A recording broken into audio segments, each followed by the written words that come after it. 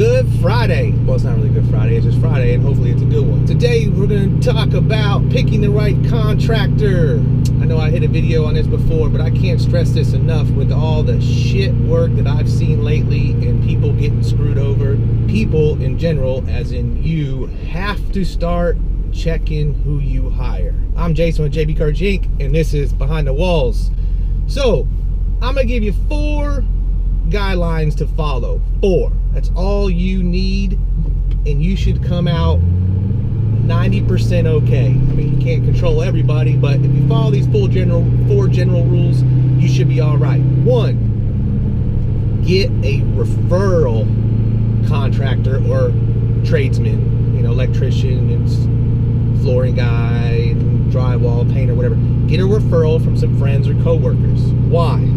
Because people want to refer good people, and they don't want to look bad by giving you somebody that does crap work. So don't use the yellow pages, don't use the internet, not to find your contractor. I wouldn't do that.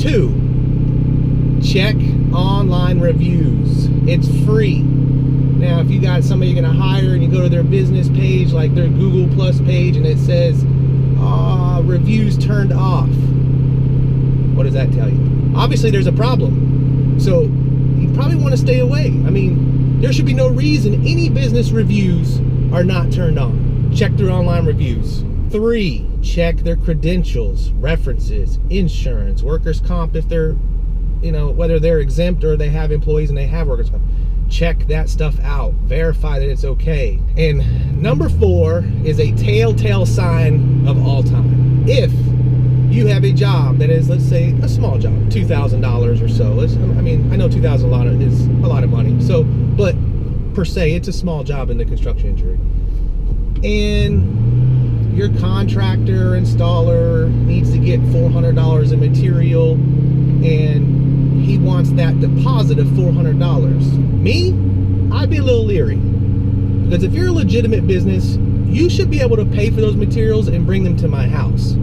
And then once you get halfway down with the job, I'll give you some money. That's how it should be. Now, I do that 99% of the time. I don't take deposits.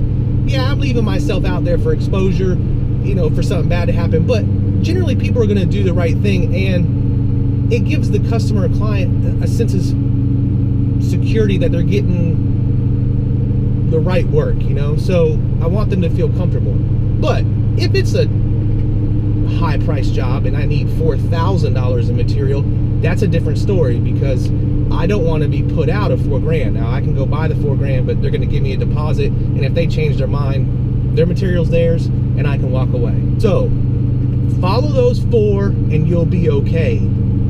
I get emails all the time saying, hey, do you do work in South Florida? Do you do work up here? Do you do work over here? I wish I had offices all over the place. There are great contractors in all states, everywhere. There's great contractors here. So you just got to follow them guidelines, and you'll find the right person. Not everybody's price is going to be the same. So, you got to look at that. You get 3 bids. It's like looking at 3 different cars. You got different options. You got different people use different materials. So you got to weigh that, in the price and what's more important to you. Now, I am going to touch base on customers or clients' problem. If it's a significant job and you're all about how cheap you can get it, yes, I'm saying cheap, then you get what you pay for. So if you got 3 bids, and one is $20,000 and one is $18,000 and the other one comes in at $12,000, and you pick the $12,000 bid, that's your bad. You're holding yourself liable for the shit that you're about to get. So you have to be realistic. So how I like to put it is, you can be cheap, but you have to be realistic.